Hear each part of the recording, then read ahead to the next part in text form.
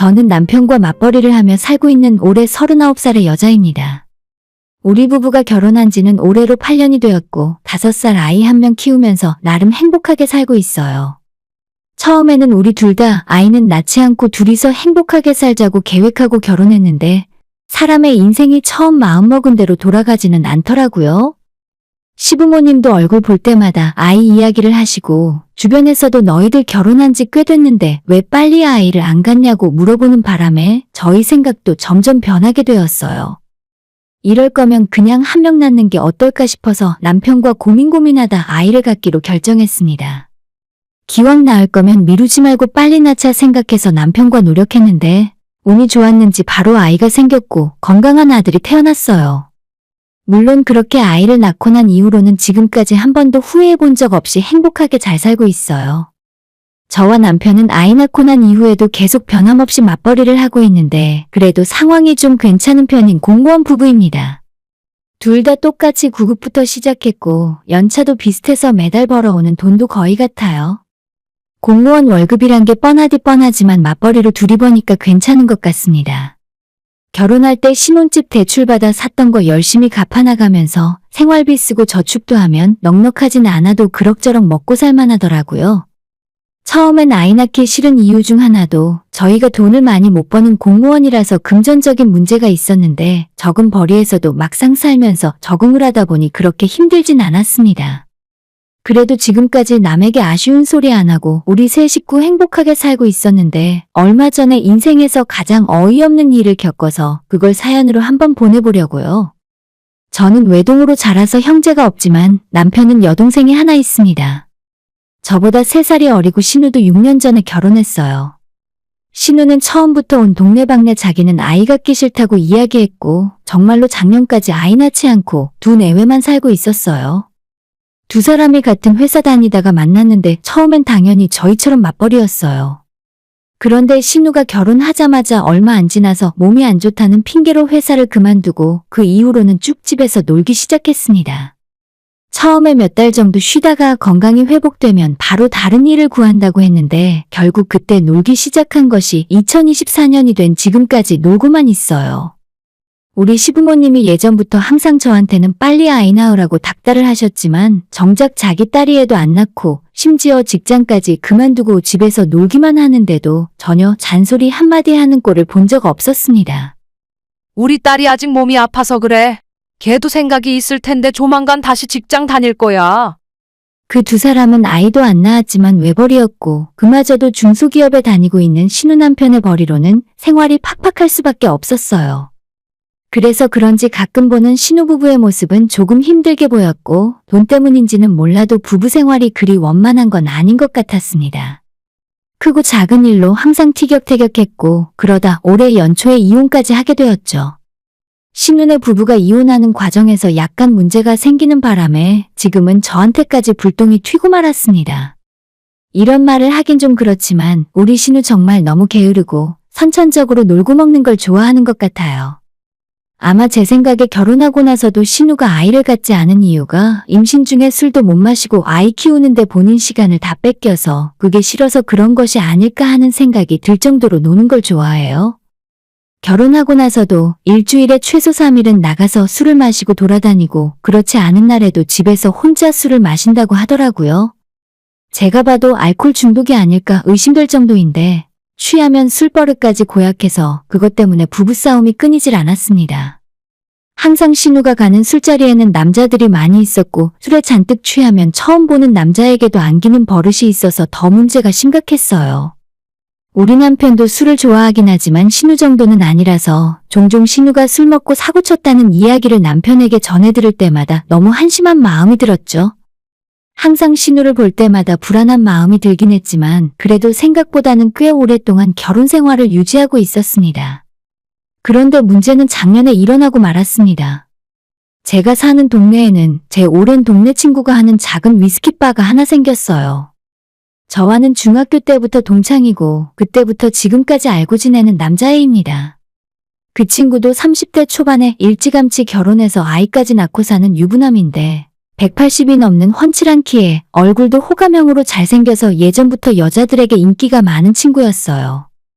삼겹살집을 하나 하고 있다가 돈을 좀 벌었는지 최근에는 이런 게 유행이라며 위스키 바를 또 하나 오픈했는데 생각보다 손님이 꽤 오는 것 같더라고요. 대부분 이 친구 얼굴 보고 싶어서 찾아오는 아줌마 손님들이 많았습니다.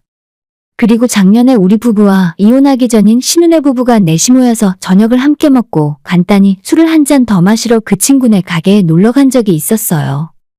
저는 당연히 그곳이 가깝기도 하고 원래 남편이랑 몇 번 갔던 곳이라서 아무 생각 없이 친구 가게 매상 올려주려고 갔던 거예요.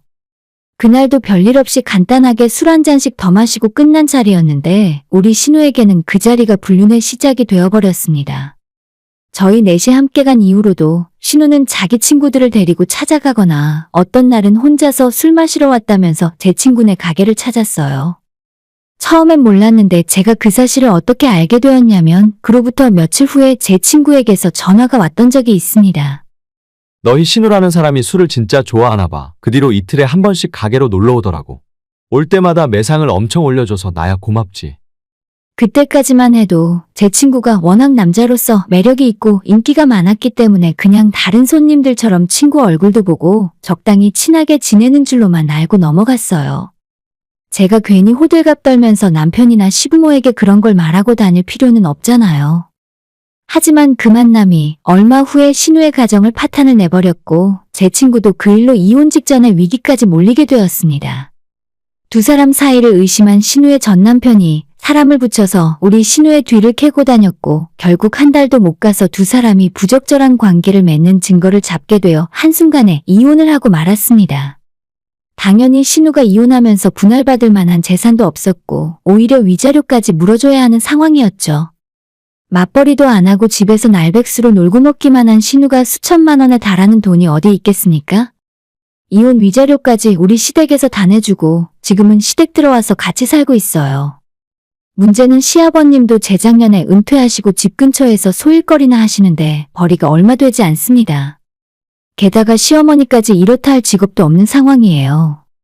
연금 조금 나오는 것과 저희가 매달 드리는 용돈에 아버님이 근근히 일하고 버는 100만 원 정도로 그럭저럭 먹고 사시는 중이었는데 갑자기 그 집에 백수 신우까지 들어앉아 있으니 형편이 어려워졌습니다.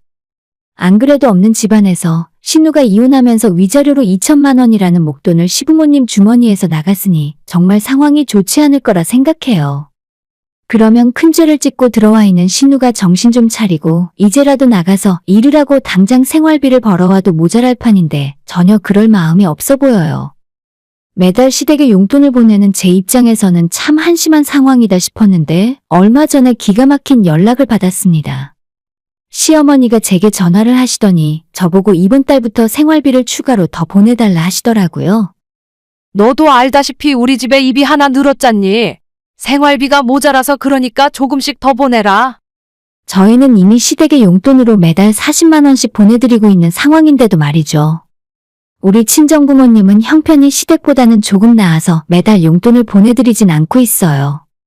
엄마 아빠가 먼저 괜찮다며 보내지 말라 하셨고 노후 준비도 어느 정도는 되어 있습니다. 명절이나 생신이나 어버이날 같은 때만 30만 원 정도씩 보내거든요. 하지만 시부모는 저희가 안 도와드리면 아예 먹고 사는 생활이 어려울 정도라서 저도 지금까지 어쩔 수 없단 생각으로 40만 원씩 보내드리고 있었어요. 남편이 매달 어머님한테 돈을 보낼 때마다 제게 미안해하지만 그런 거 하나하나 니네 집 우리 집 따지기 시작하면 결혼 생활도 거기서 끝이라고 생각해요. 아무튼 신우가 이혼하고 들어왔다고 해서 아직 젊디 젊은 신우의 몫까지 계산해서 저희가 돈을 더 드릴 생각은 전혀 없거든요. 어머님께 지금 그게 무슨 말씀을 하시는 거냐고 제가 다시 물었는데 어머님 하시는 말씀이 솔직히 내가 그동안 말은 안 했는데 너무 뻔뻔한 거 아니니? 너 때문에 우리 애가 이혼당하고 이러고 있는데 너가 최소한의 책임을 져야 할 거 아니냐? 정말 황당한 소리였고 신우가 이혼한 게 왜 저 때문인지 모르겠더라고요. 도대체 어떻게 생각을 하길래 신우 이혼의 책임이 저한테 있는지 이해가 가질 않아서 어머님께 다시 물었어요. 제가 무슨 책임이 있어요? 아가씨 이혼하라고 등 떠민 것도 아닌데. 그러자 어머님은 제가 멀쩡히 착실하게 살던 유부녀한테 남자를 잘못 소개시켜줘서 상황이 이렇게 되었다고 말씀하셨습니다. 딱 한 번 제 친구 술집으로 신우네 부부 데려가서 술 한잔 사준 것이 신우가 이혼하고 빈털털이 알거지가 되어 어머님 댁에 들어와서 살게 된 원인이라고 말을 하고 있더군요. 저는 그 말을 듣고 머리끝까지 화가 나서 신우는 평소 하고 다니는 행실을 보면 제 친구가 아니더라도 언제든지 남자 만나서 사고치고 다녔을 거라고 그대로 이야기했어요. 뭐? 너 지금 그게 할 소리야? 뭐 눈에는 뭐만 보인다더니? 진짜 제정신이 아니구나. 제 말을 들은 어머님은 저보고 미쳤냐면서 어떻게 그런 말을 입에 올릴 수 있냐고 노발대발 난리가 나셨고, 저는 기왕 말이 나온 김에 신우에 대해 평소에 하고 싶었던 말들을 다 하기로 마음을 먹었습니다. 어머니, 아가씨 이혼당해도 싸요. 결혼하자마자 일 그만두고 집에서 몇 년을 놀고 먹었어요? 제 친구랑 바람 피운 거 아니었어도 진작에 집에서 내쫓겼을 텐데. 매부가 사람이 좋아서 지금까지 먹여 살렸지 제 동생 같았으면 당장 내쫓아서 돈 벌어오라 했을 거예요. 진짜 이제 와서 하는 이야기지만 30이 넘은 다 큰 여자가 결혼해서 애도 낳지 않는데 집에서 자기 남편 벌어오는 돈으로 놀고 먹기만 하는 게 너무 꼴보기 싫었어요. 돈이라도 많이 벌어오면 모를까 250만 원 정도의 뻔한 월급 받아오는 걸로 생활하면서 항상 돈 없다는 말을 신우가 입에 달고 살았었죠. 그렇게 돈이 없으면 너가 나가서 일을 하고 돈을 벌어오라는 말이 목구멍까지 올라왔는데 그전엔 시원하게 말을 하진 못하고 있었습니다. 저녁에 퇴근하고 집에 돌아왔더니 역시나 퇴근한 남편이 제 얼굴을 보자마자 자기 엄마랑 왜 싸웠냐고 물었습니다. 당신 아까 뭐라고 했길래 엄마가 그렇게 화가 났어? 이번엔 진짜 그냥 안 넘어가실 것 같은데? 그 노인네가 그냥 안 넘어가면 뭘 어쩌겠다는 건지. 아무튼 남편에게 낮에 어머님이랑 전화통화했던 내용을 다 이야기했더니 남편은 조용히 제 이야기를 다 듣고는 크게 한숨을 몇 번 쉬더라고요. 그냥 얼마 정도 더 주고 말자. 자꾸 집안에서 말 나오는 거 좋다고 생각 안 들어. 안 그래도 내 동생 큰일 치른 지 얼마 안 지났는데 당신까지 이렇게 나를 힘들게 할 거야.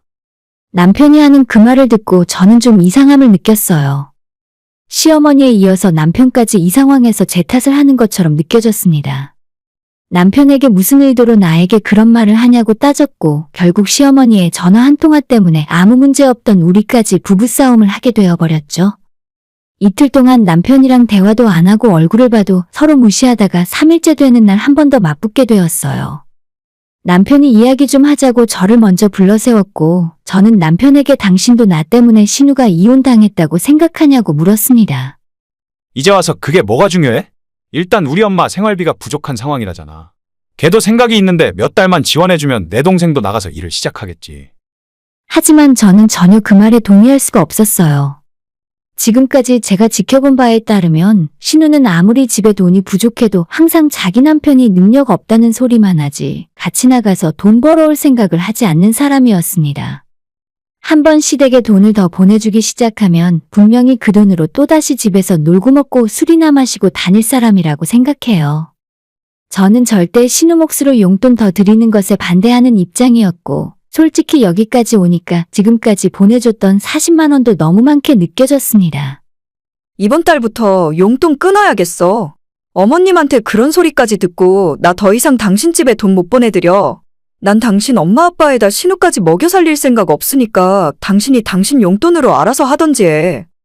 남편은 제가 본인 생각대로 움직여주지 않자 답답해하다가 결국 알겠다면서 자기가 잘못 생각했다며 사과를 하더군요. 그래, 알겠어. 내 동생 생활비는 걔가 나가서 알바를 해서 벌던지 알아서 하라고 할게. 근데 우리 엄마 아빠한테 보내던 40만 원은 똑같이 보내자. 그건 괜찮은 거지?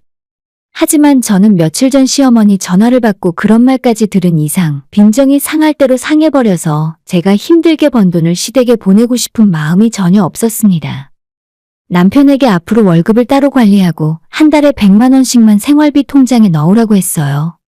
그 돈으로 내가 알아서 살림하고 아이에 필요한 돈까지 쓸 테니까 나머지는 당신이 시댁에 다 가져다 주던지 용돈으로 쓰던지 알아서 하라고 했고요. 당장 내일 은행 나가서 적금도 다 해약해서 반씩 나눠서 통장에 넣어줄 테니까 우리 재산도 앞으로는 따로 관리하면서 너네 집은 너가 챙기고 우리 집은 내가 챙기자고 폭탄 선언을 해버렸죠. 저도 이 정도까지 나가고 싶지는 않았지만 이번에 시어머니와 남편 태도를 보면서 확실하게 선을 긋고 넘어가지 않으면 앞으로도 신우 때문에 문제 생길 때마다 저 때문에 신우가 이혼해서 이 모양 이 꼴이 되었다고 생각할 게 뻔한 상황이었습니다. 제가 생각보다 세게 나오니까 남편은 많이 당황했는지 말도 제대로 하지 못하고 머뭇거리다 그게 무슨 결혼한 부부 사이냐고 그렇게 사는 게 무슨 의미가 있냐고 제게 묻더군요. 그래, 그러면 이참에 따로 살던가. 나도 당신 집안 사람들 뒷바라지하는 거 지긋지긋해. 아가씨가 이혼하고 부모님 집에서 사는 게 불쌍해 보이니? 헛소리 말고 당장 나가서 집 앞 편의점 알바라도 하라고 해. 그전까진 나는 시댁에 돈 한 푼 못 주니까 그렇게 알고. 저는 새벽부터 일어나서 아이 어린이집 보내고 남편이랑 출근해서 하루 종일 일해서 돈을 버는데 놀고 먹는 신우에게 한 푼도 주고 싶지 않았어요. 이혼한 것도 정말 하나도 동정심이 들지 않았고 유부남인 제 친구에게 유혹하고 먼저 들이댄 신우나 그런 거에 넘어가서 같이 놀아난 제 친구까지 정말 너무 한심해서 꼴도 보기 싫었습니다. 사람이 나이를 먹고 가정을 이루어 살면 책임감이라는 것이 어느 정도 필요하다 생각해요. 신우가 아이 안 낳고 살겠다고 결심한 건 본인 선택이니 누가 뭐라고 할 수는 없는데 요즘 세상에 애도 없는데 맞벌이 안 하고 살면 어느 남자가 좋아하겠습니까? 신우가 그전부터도 허구한 날마다 남자랑 술 먹고 늦게까지 놀고 다녔는데 생각해보면 그냥 신우와 이혼할 구실을 찾았던 거고 더 이상 놀고 먹는 신우에게 월급 봉투를 가져다 주고 싶지 않아서 이혼했을지도 몰라요. 그 와중에 제대로 바람까지 피워줘서 위자료도 두둑하게 챙겨줬으니 얼마나 바보 같은 짓을 한 겁니까? 남편에게 시댁에 더 이상 지원하지 않겠다고 단호하게 이야기했더니 결국 알겠다면서 전적으로 제 말대로 하겠다더군요. 지금까지 돈 관리를 제가 알아서 했었는데 앞으로도 신우가 나가서 일을 시작하기 전까지는 시댁에 더 이상 한 푼도 보내지 않을 생각이에요. 남편이 여기서 저한테 시댁으로 돈 보내라고 이야기하는 순간 우리 부부 돈 관리를 따로 하던지 아니면 이젠 남편을 포기하고 이혼밖에는 답이 없습니다. 당장 이번 달에 시댁에 용돈을 안 보냈더니 시어머니가 바로 저한테 전화해서 한번 해보자는 거냐고 울음장을 놓더라고요. 저보고 버릇도 없고 이번 기회에 눈물 쏙 나게 후회하게 만들어주신다고 하는데 과연 가진 것도 없고 아무런 능력도 없는 시어머니가 저한테 뭘 하실 수 있을지 기대가 됩니다. 시댁에 물려받을 재산도 전혀 없고 저희가 보내드리는 용돈이 아니면 당장 먹고 살 생활비도 모자란 상황인 거 다 알고 있거든요. 그런데 아직도 신우는 나가서 일할 생각 없는 것 같고 저도 먼저 굽히고 들어갈 생각은 전혀 없습니다. 남편은 저번에 한번 제가 단호하게 이야기한 뒤로는 이번 일에 대해서 한 발 빠져 있어요. 누구 편을 들어야 할지 어떤 줄을 잡아야 하는지 남편도 잘 판단 내린 것 같더라고요. 만약 남편 본인이 지금 저한테 이혼당하고 시댁에 들어가서 살면 남편이 혼자 벌어서 시댁 세 식구 전부 먹여 살려야 할 판이니까요. 신우나 시어머니가 제가 하는 이야기를 듣지는 못하겠지만 제발 정신 좀 차리고 당장 당신들 발등에 떨어진 불부터 끄면서 사셨으면 좋겠어요. 언제까지 집구석에서 쌀만 축내지 말고 두 여자 모두 나가서 일 좀 하세요, 제발. 오늘의 사연은 여기까지입니다. 구독과 좋아요, 알람 설정 부탁드려요. 다들 행복하시고 좋은 하루 되세요.